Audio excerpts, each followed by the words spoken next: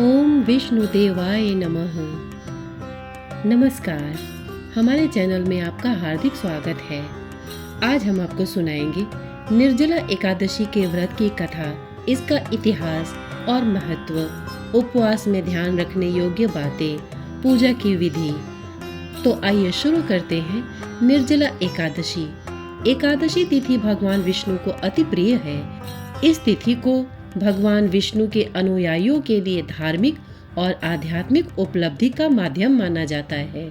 धार्मिक मान्यता के अनुसार सभी एकादशियों में श्रेष्ठ एवं अक्षय फल प्रदान करने वाली ज्येष्ठ मास के शुक्ल पक्ष के निर्जला या भीमसेनी एकादशी बहुत महत्वपूर्ण मानी गई है। इस व्रत में पानी पीना वर्जित है, अर्थात पानी नहीं पीना है, इसलिए इसे निर्जला एकादशी कहते हैं। ज्येष्ठ मास के शुक्ल पक्ष की एकादशी तिथि 17 जून सुबह 4:43 पर शुरू हो रही है। इसका समापन 18 जून सुबह 6:24 पर होगा। उदया तिथि के अनुसार 18 जून 2024 को निर्जला एकादशी का व्रत रखा जाएगा, क्योंकि उदया तिथि में होने वाले व्रत को ही मान्यता प्राप्त होती है। आइए जानते हैं इस दिन आप भगवान विष्णु की कृपा पाने के लिए क्या करें और क्या नहीं करें। निर्जला एकादशी के दिन करें ये उपाय। इस एकादशी को श्री हरि को प्रिय तुलसी की मंजरी तथा पीला चंदन, रोली, अक्षत, पीले पुष्प, ऋतु फल एवं धूप, दीप, मिश्री आदि से भगवान दामोदर का भक्ति भाव से पूजन करना चाहिए। इस दिन तुलसी के पत्ते नहीं तोड़ने चाहिए। शास्त्रों में ऐसा करना वर्जित बताया गया है। वैसे तो इस व्रत में एकादशी के सूर्योदय से द्वादशी तिथि के सूर्योदय तक निर्जल रहकर व्रत करने का विधान है, पर जो लोग कमजोर या फिर बीमार रहते हैं वह जल पीकर और एक बार फलाहार कर सकते हैं। एकादशी के दिन गीता पाठ, विष्णु सहस्त्र नाम का पाठ व ओम नमो भगवते वासुदेवाय नमः का जप करने से प्राणी पाप मुक्त, कर्ज मुक्त होकर विष्णु जी की कृपा पाता है। रात्रि के समय भगवान नारायण की प्रसन्नता के लिए नृत्य, भजन, कीर्तन और स्तुति के साथ जागरण करना चाहिए। जागरण करने वाले को जिस फल की प्राप्ति होती है वह हजारों वर्ष तपस्या करने से भी नहीं मिलता। व्रत की सिद्धि के लिए भगवान विष्णु के समक्ष घी का अखंड दीपक जलाए एवं दीप दान करना शुभ माना गया है। भगवान विष्णु को प्रसन्न करने के लिए इस दिन आसमान के नीचे सायंकाल घरों, मंदिरों, पीपल के वृक्षों तथा तुलसी के पौधों के पास दीप प्रज्वलित करने चाहिए। गंगा आदि पवित्र नदियों में दीप दान करना चाहिए। यह व्रत ज्येष्ठ मास में पड़ने के कारण इस दिन गर्मी से राहत देने वाली शीतल वस्तुओं का दान करना चाहिए। इस दिन गोदान, वस्त्रदान, छत्र, जूता, फल आदि का दान करना बहुत ही लाभकारी होता है। इस दिन साधक को बिना जल पिए जरूरतमंद व्यक्ति या किसी श्रेष्ठ ब्राह्मण को शुद्ध पानी से भरा घड़ा दान करने से प्राणी को परम गति प्राप्त होती है। जल से भरा हुआ घड़ा आप मंदिर में भी दान कर सकते हैं।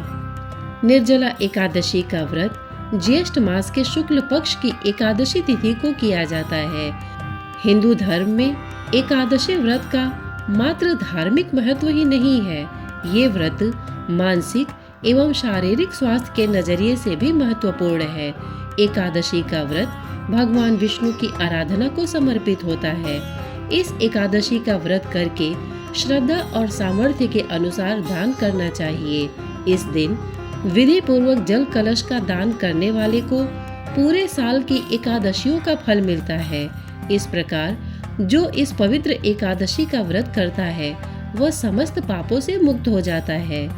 एकादशी व्रत का इतिहास क्या है, आइए जानते हैं। एक बार बहुभोजी भीमसेन ने व्यास जी के मुख से प्रत्येक एकादशी को निराहार रहने का नियम सुनकर विनम्र भाव से निवेदन किया कि महाराज, मुझसे कोई व्रत नहीं किया जाता, दिन भर बड़ी तीव्र क्षुधा बनी रहती है। अतः आप कोई ऐसा उपाय बतला दीजिए जिसके प्रभाव से स्वतः सद्गति हो जाए।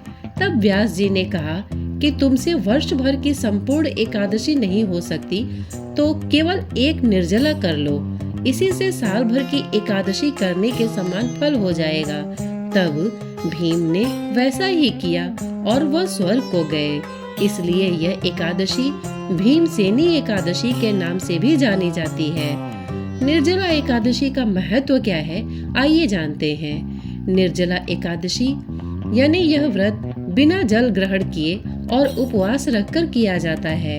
इसलिए यह व्रत कठिन तप और साधना के समान महत्व रखता है। हिंदू पंचांग के अनुसार वृषभ और मिथुन संक्रांति के बीच शुक्ल पक्ष की एकादशी निर्जला एकादशी कहलाती है। इस व्रत को भीमसेन एकादशी या पांडव एकादशी के नाम से भी जाना जाता है।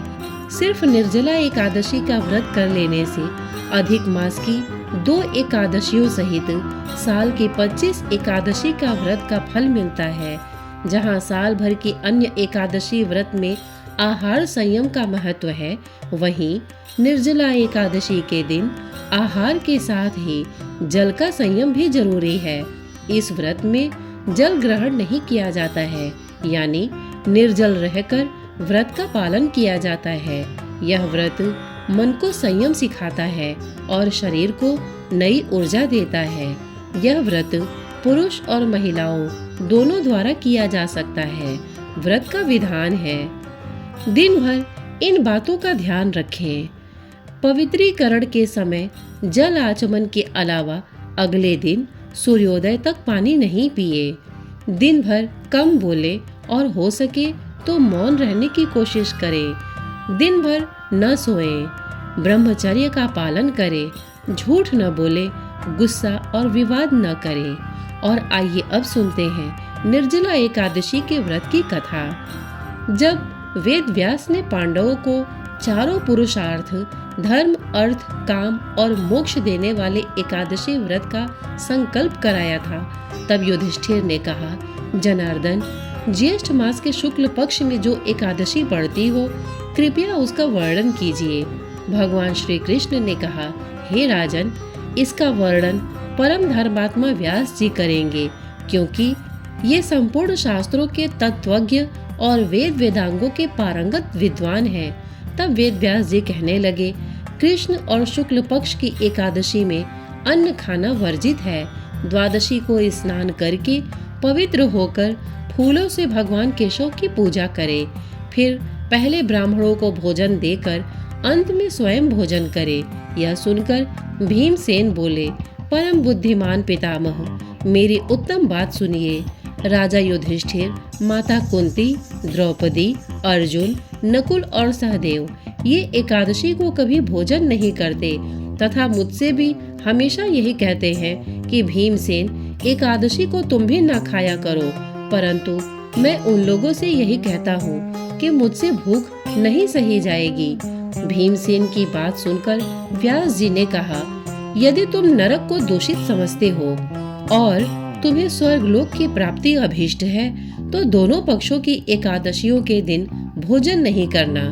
भीमसेन बोले, महाबुद्धिमान पितामह, मैं आपके सामने सच कहता हूँ, मुझसे एक बार भोजन करके भी व्रत नहीं किया जा सकता, तो फिर उपवास करके मैं कैसे रह सकता हूँ। मेरे उदर में वृक नामक अग्नि सदा प्रज्वलित रहती है, अतः जब मैं बहुत अधिक खाता हूँ तभी यह शांत होती है।